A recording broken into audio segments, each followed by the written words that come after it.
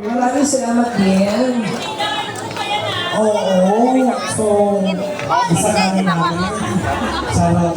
Pero in fairness, ang ganda ng quality ng voice. Oo.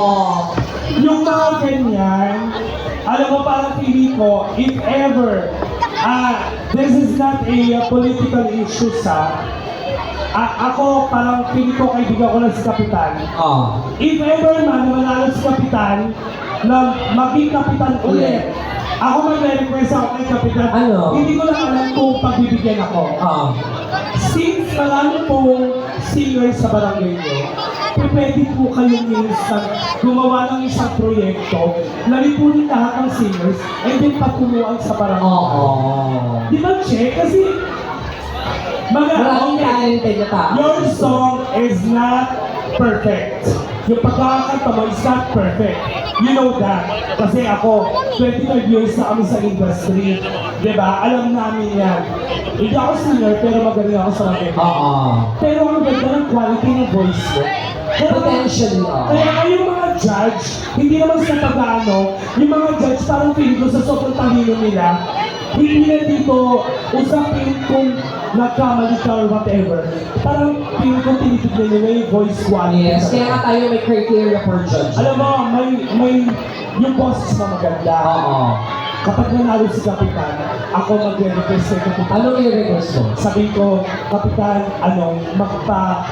kayo voice lesson. Voice lesson. Kasi maraming singer. Dito sa Barangay 597. Thank you so much. Kasi kami po, mga po kami. Siyempre ako, channel 2 po ako. Yes. Siya, channel 5. Channel 5. So, channel 5 siya. Tapos kapag kahumusay na kayo, pwede namin kayong dalhin sa ibang lugar, kasama si Direk. Tapos pwede nyo pagkakitaan yung talent ninyo. Ano ba pangarap ko sa buhay? Maging model. At least, magaling ka, model ka na singer ka. Singer ka. That ay tawag ng multitasking. Tingnan mo nga pag nag-model ka. Isang tugtog, DJ, isang tugtog ng taas beat. Hindi na lang kasi kung sino maging model. Model, taas beat. Ladies and gentlemen, go! Titignan natin yung kasi singer. Ang balak na maging model. Tignan natin kung saan ka pwede. Okay. So kahit ano tugtog, pasok DJ.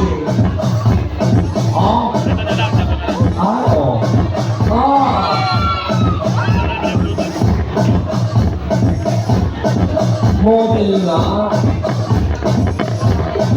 Stop DJ! Tamang-tama, next year kasi modeling competition naman yung contest. Okay. So yung mga singing competition. Huwag ka lang sasali sa singing contest. Uy, grabe ka. Kasi, ang Actually, kasi yun eh.